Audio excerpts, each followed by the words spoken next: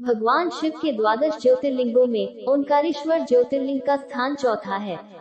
ये ज्योतिर्लिंग मध्य प्रदेश के प्रसिद्ध शहर इंदौर के समीप स्थित है, जहाँ ज्योतिर्लिंग के दो रूपों ओंकारेश्वर और ममलेश्वर की पूजा की जाती है। ओंकारेश्वर ज्योतिर्लिंग को शिव महापुराण में परमेश्वर लिंग कहा गया है। ये परमेश्वर लिंग इस तीर्थ स्थान में कैसे प्रकट हुआ अथवा इसकी स्थापना कैसे हुई, इस संबंध में बड़ा ही रोचक प्रसंग शिव पुराण में वर्णित है। एक बार मुनिश्रेष्ठ देवर्षि नारद घूमते हुए गिरिराज विंध्य पर पहुंच गए। उनके वहां पहुंचने पर गिरिराज विंध्य ने बड़े आदर सम्मान के साथ उनकी विधिवत पूजा की। उस समय नारद जी की सेवा करते करते गिरिराज विंध्य धीरे धीरे अपनी संपन्नता का बखान करते रहे। उनके हर व्यवहार में उनका बड़ा होने का अभिमान स्पष्ट परिलक्षित हो रहा था। ऐसा प्रतीत हो रहा था जैसे वे बताना चाह रहे हों, मैं सर्वगुण संपन्न हूँ, मेरे पास हर प्रकार की संपदा है, किसी वस्तु की कमी नहीं है। फिर नारद जी विंध्याचल की अभिमान से भरी भाव और बातें सुनकर लंबी सांस खींचते हुए चुपचाप खड़े रहे। उसके बाद विंध्य पर्वत ने अभिमान भरे शब्दों में नारद मुनि से पूछा, हे देवर्षि, आपको मेरे पास कौन सी कमी दिखाई दी? आपने मेरी किस कमी को देखकर लंबी सांस खींची? नारद जी समझ गए थे कि विंध्याचल पर्वत को अपनी संपूर्णता का अभिमान हो गया है, जो सर्वथा अनुचित है। अतः उन्हें सही मार्ग दिखाना ही होगा। ये सोचकर नारद मुनि ने कहा, हे पर्वतराज, तुम्हारे पास सब कुछ है, किंतु मेरु पर्वत तुमसे बहुत ऊंचा है। उस पर्वत के शिखरों का विस्तार देवताओं के लोकों तक फैला हुआ है।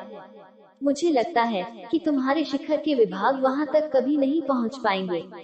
इस प्रकार कहकर नारद जी वहां से चले गए। उनकी बातों को सुनकर पर्वतराज विंध्याचल को बहुत पछतावा हुआ। वे दुखी होकर मन ही मन शोक करने लगे। फिर उन्होंने निश्चय किया कि अब वे भगवान विश्वनाथ की आराधना और तपस्या करेंगे।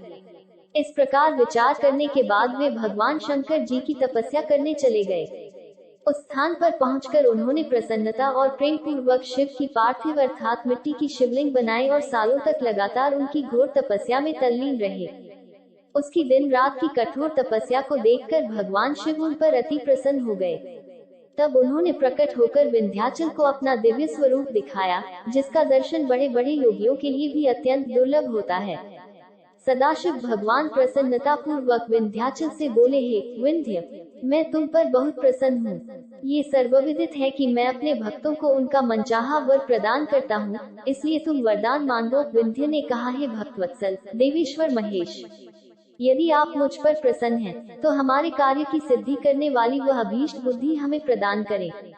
विंध्य पर्वत की याचना को स्वीकार करते हुए भगवान शिव ने उससे कहा कि हे पर्वतराज, मैं तुम्हें वह उत्तम वर अर्थात बुद्धि प्रदान करता हूँ, जिससे तुम्हारे व्यवहार और कार्यकुशलता में असीम वृद्धि होगी। तुम जिस प्रकार का काम करना चाहो वैसा कर सकते हो। मेरा आशीर्वाद हमेशा तुम्हारे साथ है। भगवान शिव ने जब विंध्य को उत्तम वर दे दिया, उसी समय देवगण तथा कुछ ऋषिगण भी वहां आ गए।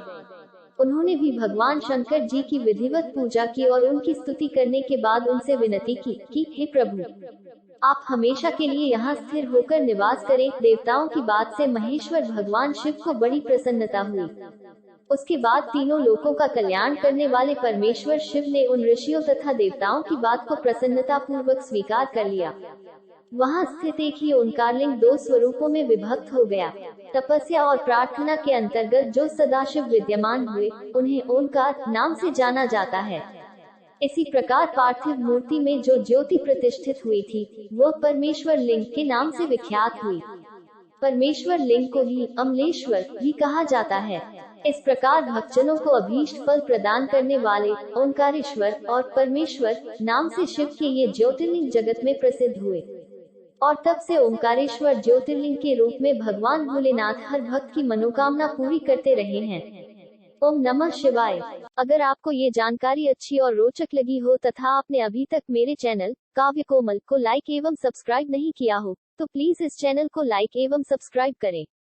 आपके सकारात्मक प्रोत्साहन से ही हम और बेहतर एवं रोचक जानकारी आपके समक्ष लेकर उपस्थित होंगे। धन्यवाद।